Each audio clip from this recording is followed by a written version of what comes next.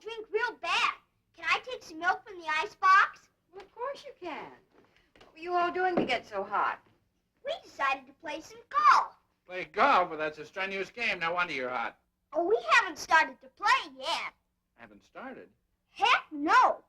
You told me there were 18 holes where you play golf. So far, we've only dug 10 holes in our front yard.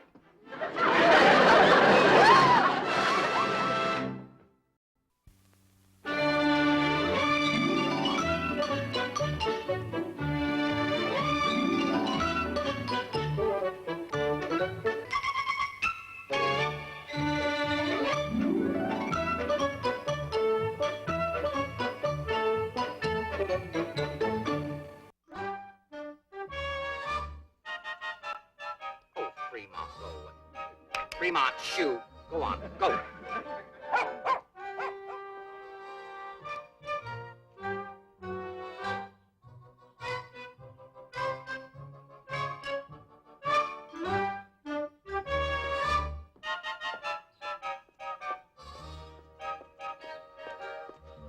Mrs. Elkins. Well, good morning.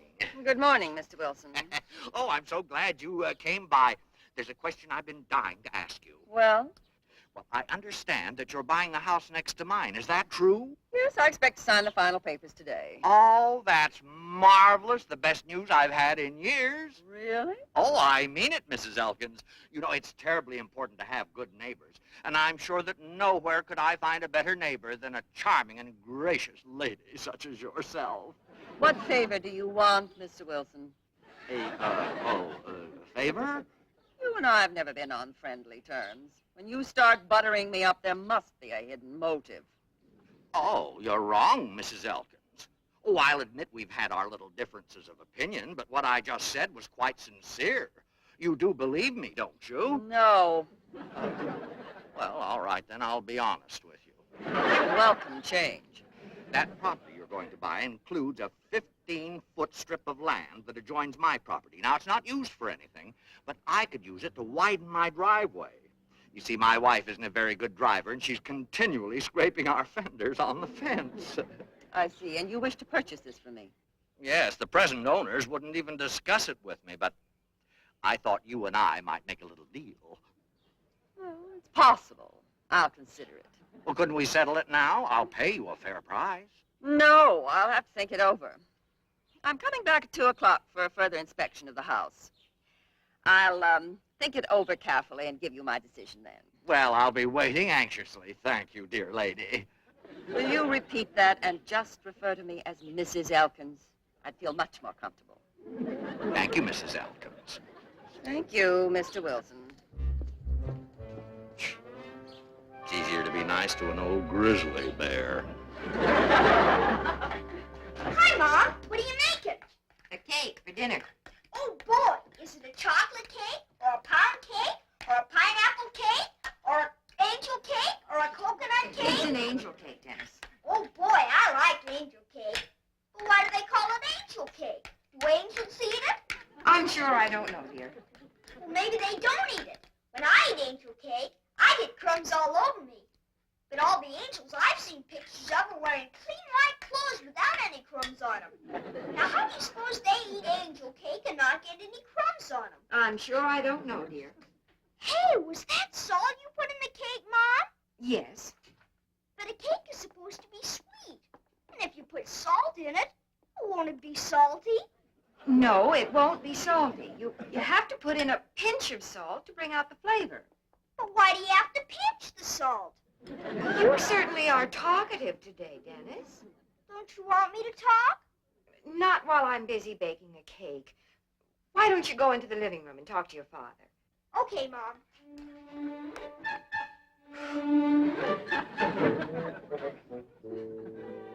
Hi, Dad. What are you doing? Hi, son. Just taking care of a little homework. Homework? You mean like arithmetic problems? No, it's something I didn't finish up at the office. Oh, you're lucky it's not arithmetic problems. They're the worst kind of homework. Hey, did you have arithmetic problems when you went to school, Dad? Mm-hmm. Some of the problems you have are awful silly. Like the one we had last week, about two men named A and B. Hey, did you ever know any men named A and B, Dad? Well, that's what these two men were named, A and B. And do you know what they were doing? Do you? Huh?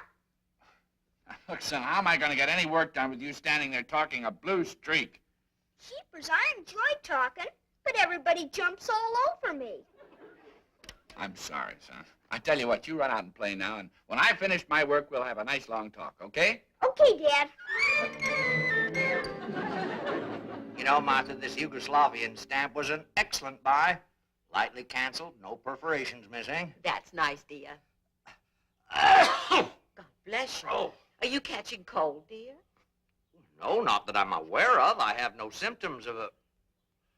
There, that's what did it. That infernal cat of Mrs. Elkins, that Tinkerbell. Cats always make me sneeze. Oh, shoot. Scat. Ah, shoot! My goodness, you blew it right off the fence. Well, I'd like to blow it to kingdom come. It's too bad you're allergic to cats. When Mrs. Elkins moves next door, Tinkerbell will be around all the time. Well, there's one compensation. I think I can get her to sell me that strip of land I want. Have you spoken to her about it yet? Yeah, she'll let me know this afternoon. You know, Martha, I forced myself to be as sweet as pie to her, so I'm pretty sure I'll get it. That's wonderful, dear. Believe me, it wasn't easy to kowtow to Mrs. Elkins. She's lived so long with cats that she has the same personality. Now, dear, that's not a nice thing to say about a lady who's going to be our neighbor.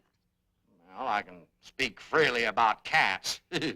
I find them most repugnant. Hi, Mrs. Wilson. Hello, Dennis. You're just in time to entertain Mr. Wilson while I get lunch started. All right, Dennis, don't bother to entertain me. I can do without it. When I came in, you were saying something about cats. What'd you say? I said that I find them most repugnant.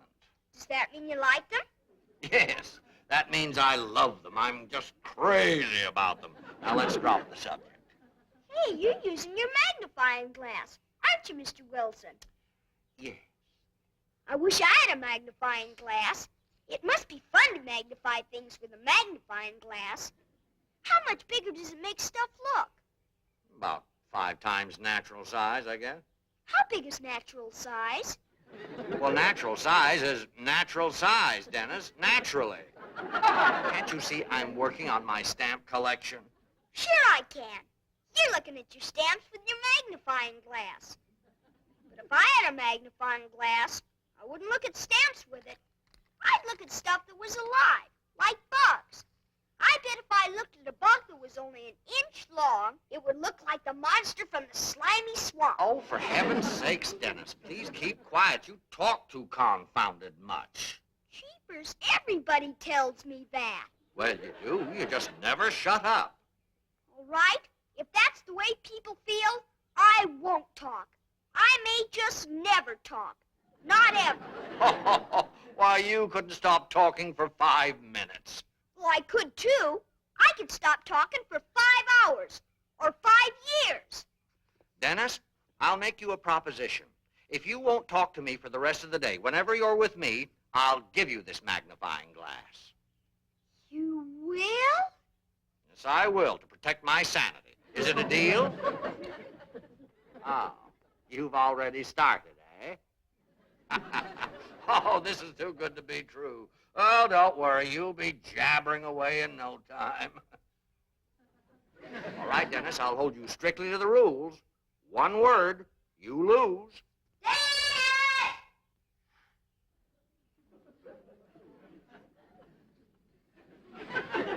You hear Tommy calling you. All right, run along.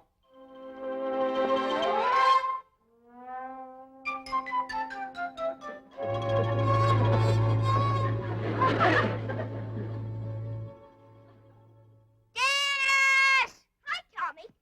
I can't play now. I got a chance to win a magnifying glass if I don't talk to Mr. Wilson for the rest of the day. Then you ought to stay with me. If you're not with Mr. Wilson, you can't talk to him. But what he wants me to do is not talk. And I gotta be with him so he can see me not talking. Not talking is sure a funny way to win a magnifying glass. Well, it won't be easy either, 'cause I like to talk. Me too. When I go in the house, I'm gonna practice keeping quiet on Mom and Dad. You wait here, Tommy.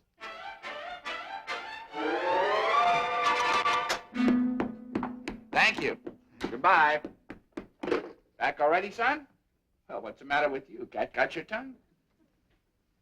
Nope, there it is. Are you all right, dear? Where are you off to now? Up to your room. What's all this silence business? Are we raising another Harpo Marx? I'm afraid it's all my fault. I told him this morning that he talked too much, and, well, this may be his way of showing us that his feelings are hurt. Come to think of it, I told him the same thing. Oh, dear. Well, we have to let him know we didn't mean it.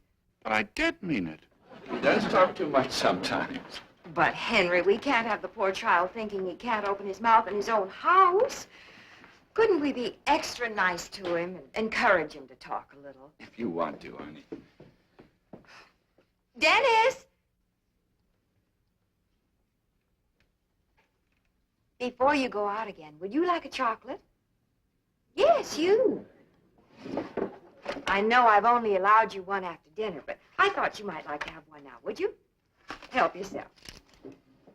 Son, just a minute. Would you think you'd have any use for a nice, great, big, shiny dime? Well, aren't you going to thank me? Well, Henry, I don't like this a bit. He simply refuses to talk. oh, he'll get over it. Just shows he's all boy. Well, a girl any age wouldn't be able to keep quiet as long as that.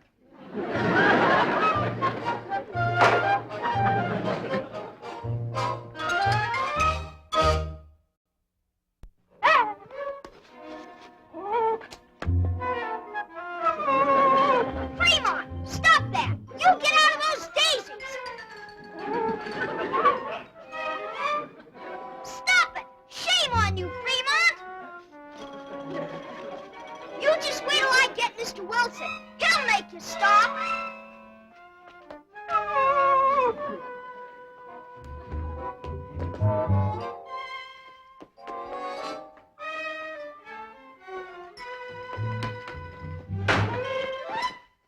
What is it now, Dennis? What do you want? The window? No, no, leave it alone. I don't want it open. It's too drafty. Oh, what is this, games? Flowers? What about flowers? Oh, yes, they came out of my front yard. Why? Well, they did, too, come out of my front yard. I cut them myself. Now, don't argue with me, Dennis.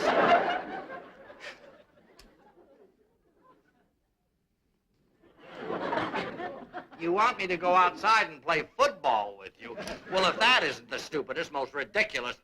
Dennis, if you have any other idiotic messages like that, go write me a letter. I'm in no mood for such foolishness. Good grief. Oh, playing games.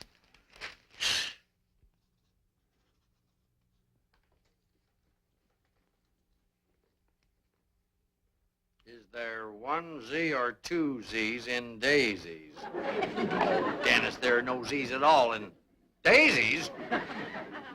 Are you trying to tell me something about my new daisy bed? Oh, huh?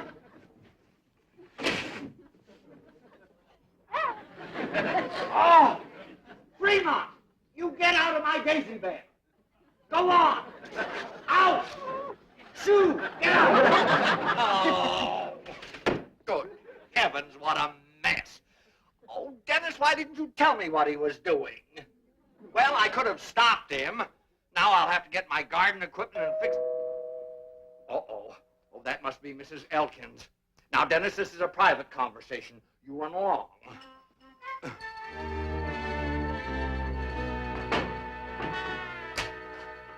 Well, well, well, well, there you are, right on the button. Do come in, Mrs. Elkins. Right in here. Uh-oh, don't stumble over the flowers. Right on the couch. There we are. Ah. Well, now, did you decide about the property I want? I did, Mr. Wilson. I'm not selling. But why? Your driveway's on the other side of the house. You won't need that property when you move in. I'm not moving in. You mean you changed your mind about buying? No, I've closed the deal. However, I plan to remain in my present house and rent this one, thanks to you. Thanks to me.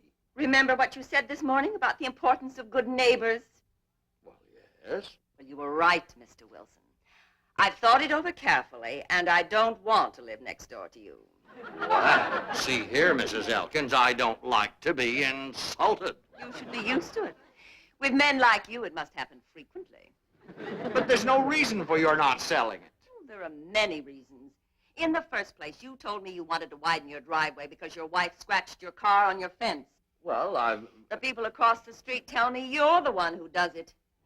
Tried to cover up your bad driving at the expense of an innocent woman. Well, Martha would scratch our car if I allowed her to drive it more often. Just the sort of excuse I'd expect from a pompous, self-centered man who doesn't like cats. Says I don't like cats. I do. I'm not forgetting the time you squirted the hose on my darling Tinkerbell. That was an accident. A dog was chasing your cat, and I tried to squirt the dog. You see, you hate dogs, too. Well, that's not true. Just yesterday, I saw some little boys throwing rocks at a dog, and I told them if they didn't stop, I'd knock their blocks off. Naturally, you despise children. Oh, what's the use? So, my decision is final. I will not enter into any transaction with a man of your type. But it's unfair. You don't need that property, and I do. It's a rotten trick. Nothing further to discuss. Good day, Mr. Wilson. Well, you'll regret this, Mrs. Elkins. I won't forget what you've done.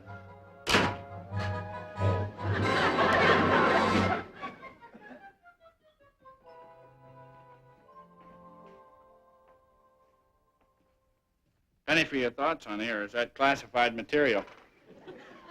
Henry, I know you think I'm making too much out of this, but I'm really worried about Dennis not talking to us. I am, too. I didn't think he'd take what we said to him so seriously. I don't want a quiet little boy. Neither do I. That's what's so great about that little guy, his bubbling enthusiasm for everything. I just hope we haven't hurt his feelings so badly that... Hi, Mom, Dad. Boy, am I glad you're home, because I'm about to bust from not talking. In fact, if I didn't have you to talk to, I'd really blow up. You see, I've got this deal with Mr. Wilson that if I don't talk to him for the rest of the day, he'll give me a swell magnifying glass. Trying to not talk is sure tough. But I got some good practicing from not talking to you and Dad this morning. But I can do it for the rest of the day now. And when I get that magnifying glass, you can both look through it. I gotta get back over to Mr. Wilson and not talk some more while he paints his garage. See you later. What were we talking about just before the dam burst? I think I was saying one thing we don't have to worry about is having a quiet little boy. That's for sure.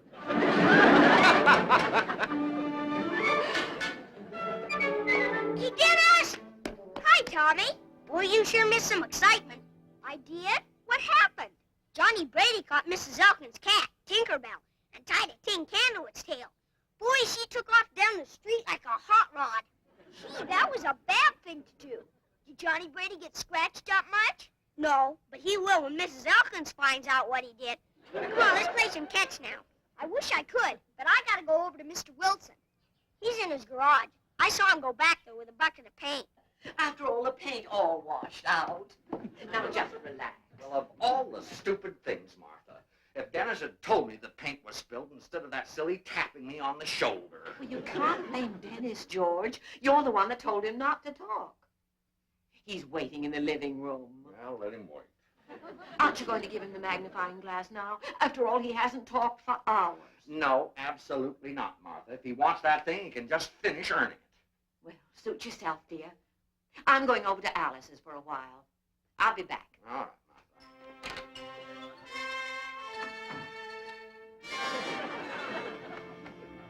Dennis, I am going to mount these stamps in my album. Now, if you must stay, sit down and leave me me alone.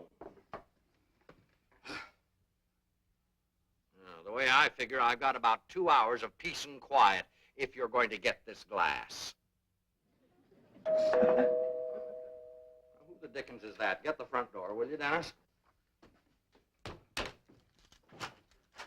Oh, hello, Dennis. Where's my... Oh, there you are. How could you do that to my poor little cat? You... Answer me. Why, what are you... Oh, I might have known you'd try to get revenge because I wouldn't sell you that piece of property you threatened to. Didn't threaten But I didn't think even you would pick on a poor, defenseless little kitty. What are you talking about? I'm talking about you, tying a tin can to my poor little Tinkerbell's tail. What? Why, of all the ridiculous, outrageous... Why, I never did any such thing. You don't fool me with that phony innocence, not one little bit. When I came home from shopping and found that can tied to her tail, I knew who to look for.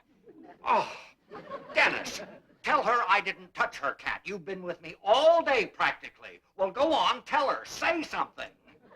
Huh? Oh, for the love of... Oh, here. Take it. It's yours. The deal is over. Now, go on. Talk. Tell her I didn't touch her cat. Of course he didn't, Mrs. Elkins. Mr. Wilson wouldn't hurt a flea. And he didn't tie that can to Tinkerbell's tail because Johnny Brady did it. Johnny Brady? Are you sure, Dennis? I sure am sure, because Tommy told me. He saw Johnny Brady do that to poor little Tinkerbell. I've made a terrible mistake. You most certainly have. Good old Mr. Wilson would never do a thing like that. He's just crazy about cats. He told me so this morning. He just loves cats. Don't you, Mr. Wilson? Well, I... Thank you, Dennis. Mr. Wilson, I apologize most sincerely. Well, you should. I'm so ashamed for having misjudged you this way, and I'm going to make up for it. Believe me, I am. Well, if that's the way you feel, I could still use that piece of land. It's yours. Oh, good, good. And I'll try to think of another way to bring us closer together. Oh, I'll see you to the door, Mrs. Elkins. Goodbye. Oh, I want to thank you for backing me up, Dennis. Oh, now I can widen my driveway and keep some paint on my fenders. Boy, this sure is a swell magnifying glass, Mr. Wilson. And it's all yours, my boy. You have earned it.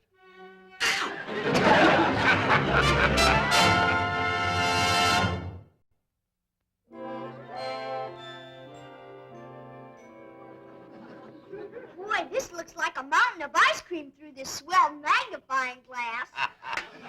Well, Dennis, I only wish it were. You deserve it. And I'll never ask you to stop talking again.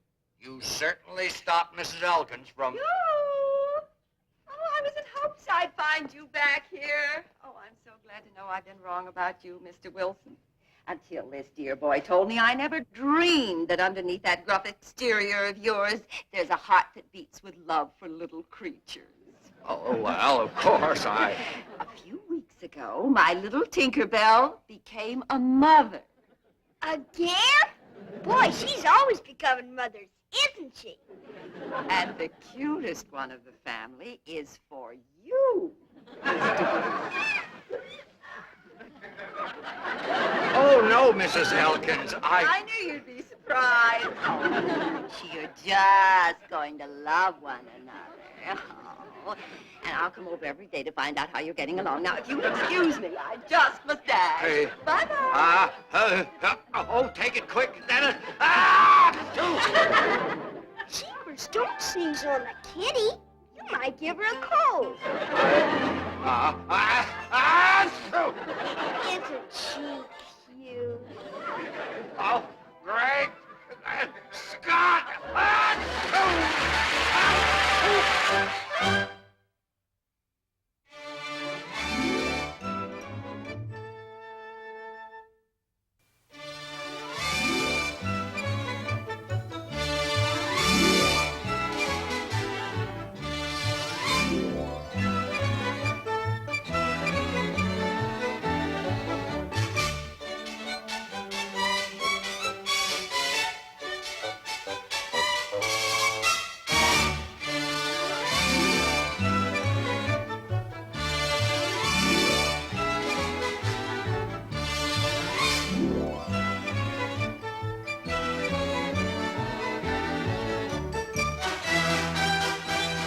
This has been a Screen Gems film production from the Hollywood studios of Columbia Pictures.